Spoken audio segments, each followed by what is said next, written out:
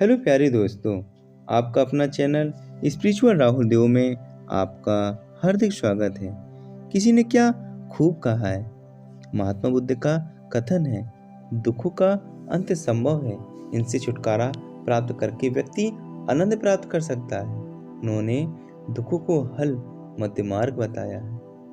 उन्होंने कहा है, संसार में विचरण करने के लिए मध्य मार्ग का प्रयोग करना चाहिए।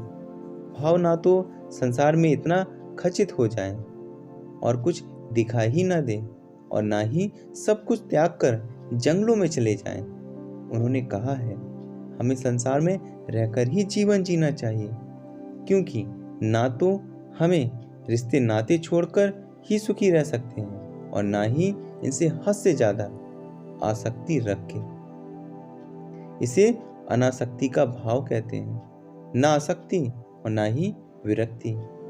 महात्मा बुद्ध कहते हैं, लोग दुखी के कारण 4 महासागरों के जल से भी अधिक आंसू बहा चुके हैं। इस प्रकार दुखी तो सारा ही संसार है और अपनी अज्ञानतावश दुख भोग रहा है।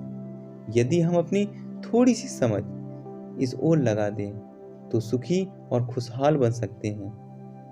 कहा भी जाता है, संसार में ऐसे रहें जैसे एक नौका पानी में तैरती है, परंतु वही पानी अगर उसके अंदर आ जाए तो डूबने लगती है। इसलिए चेतन रहकर जीवन को जिए।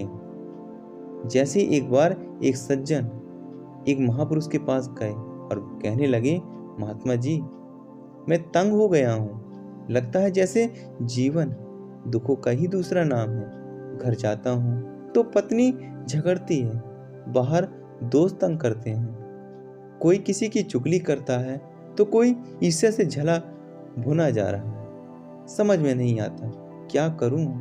जी चाहता है कि आत्महत्या कर लूं। आखिर क्या लाभ ऐसी जिंदगी का जहां प्यार नहीं। यह कहते कहते उसकी आंखों में आंसू आ गए। महापुरुष उससे बोले, दुखी को हर कहीं दुखी ही दिखाई देता है। एक दिन घास पर ओस के कण चमक रहे थे। एक कवि आया और मुस्कुरा कर बोला, वाह, मोती ही मोती, पौधों के ऊपर चांदी के मोती। तभी एक और व्यक्ति आया, उसके बाल उलझे हुए थे, कुर्ते पर सलवटें ही सलवटें पड़ी थी, दाढ़ी बड़ी बड़ी हुई थी, आंखें सूजी हुई थी। वह ओस को देखकर बोला, लगता है मेरी तरह रात भर आसमान भी रोया है। वही घास थी, वही ओस। एक को चांदी मोती लगे तो दूसरों के आंखों से टपके आंसू।